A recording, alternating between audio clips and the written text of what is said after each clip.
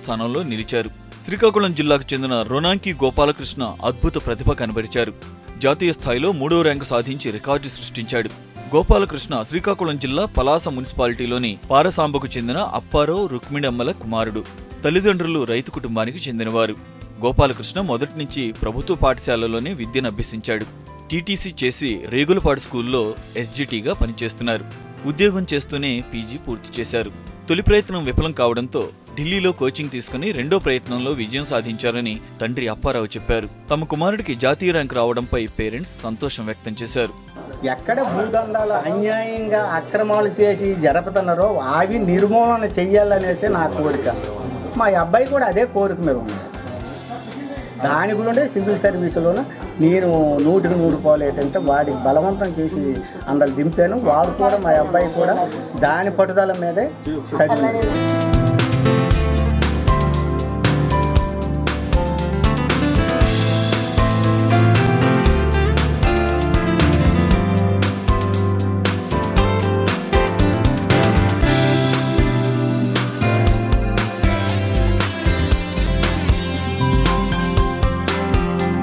ఈసారి రంజాన్ మాసం మాజీ ఐపీఎస్ అధికారి ఏకే ఖాన్ ఇంట్లో ఆనందాన్ని పంచింది. ఏకే ఖాన్ కుమారుడు ముజామిల్ ఖాన్ సివిల్ ఫలితాల్లో సత్తా చాటాడు. సివిల్స్లో 22వ ర్యాంకు సాధించారు. ముజామిల్ ఖాన్కు తెలంగాణలో తొలి ర్యాంకు కావడం విశేషం.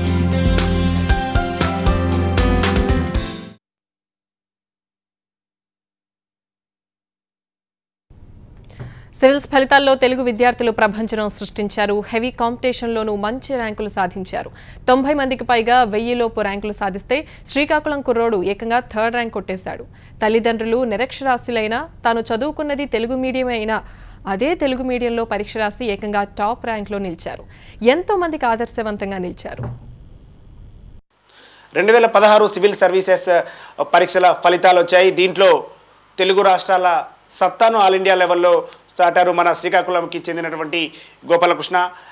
సివిల్ సర్వీసెస్ ఆల్ ఇండియా లెవెల్లో జరిగినటువంటి ఎగ్జామ్లో 3వ ర్యాంకును సాధించి మన తెలుగు ప్రజల సత్తాని, తెలుగువారి ఈ సత్తాని చాటినటువంటి గోపాలకృష్ణ మనతో పాటు ఉన్నారు. అసలు ఏంటి ఆయన గోల్ ఏంటి, అసలు ఎలా ఈ ర్యాంకు సాధించడో మనతో తెలుసుకోవడానికి గోపాలకృష్ణ గారు ఉన్నారు. సార్ నమస్కారం సార్. ముందుగా హెచ్ఎంటీవీ తరఫున మీకు శుభాకాంక్షలు సార్.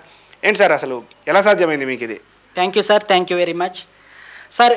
నిరంతర శ్రమ, అలుపెరగని పోరాటం, తల్లిదండ్రుల ప్రోత్సాహం, అన్నయ్య చేదోడు వాదోడు, ఉపాధ్యాయుల సహకారం, మిత్రులు సహోదరుల తాలూకా సహాయ సహకారాలు, వీరందరి తాలూకా సహాయ సహకారాల వల్ల నేను ఇంత పెద్ద విజయాన్ని ఈరోజు అందుకోగలిగానండి. అది సార్.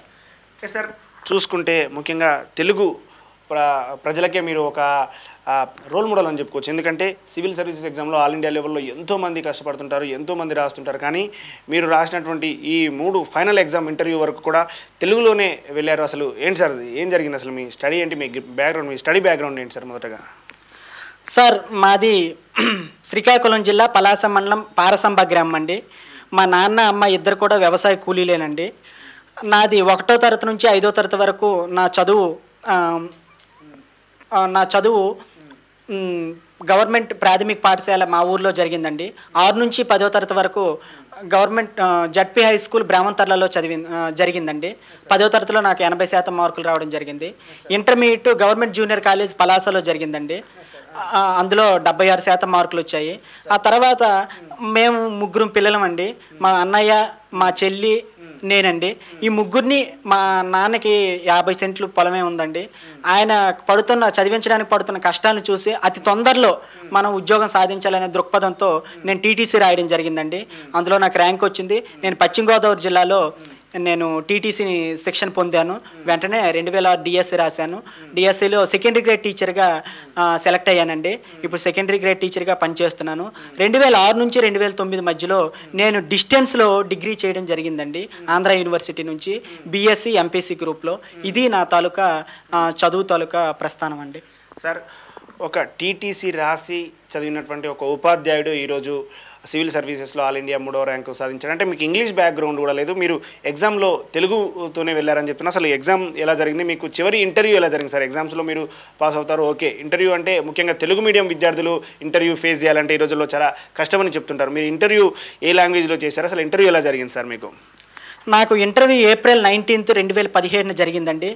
సుజాత మెహతా ఎక్స్ఐఎఫ్ఎస్ ఆఫీసర్ ఆధ్వర్యంలో నా ఇంటర్వ్యూ జరిగింది సార్. పూర్తిగా నేను తెలుగు మాధ్యమంలోనే ఇంటర్వ్యూ చేశానండి. ట్రాన్స్లేటర్ని పెట్టుకున్నాను. యూపీఎస్సీ ఆ సౌకర్యం కల్పిస్తుంది.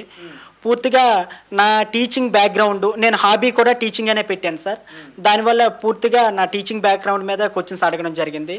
నువ్వు టీచర్గా ఎలా బోధిస్తావు అనేసి అడిగారు. అడిగితే వెంటనే నేను నాకు దేశభక్తి గేయాలు పాడడం వచ్చు అని చెప్పాను. వెంటనే వాళ్ళు మా కోసం ఒక పాట పాడండి అనేసి అన్నారు.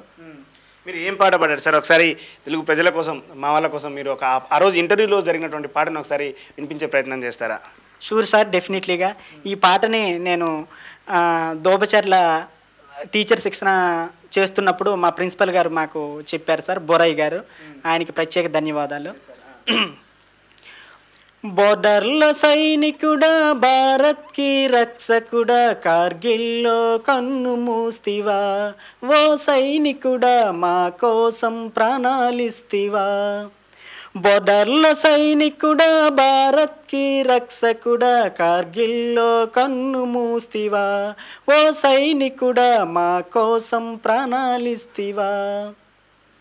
ఏ తల్లి జన్మనిచ్చి నిన్ను కన్నదో, దేశం కోసం నిన్ను జవాన్ చేసిందో, ఆ తల్లి పాదాలకు వందనాలులే.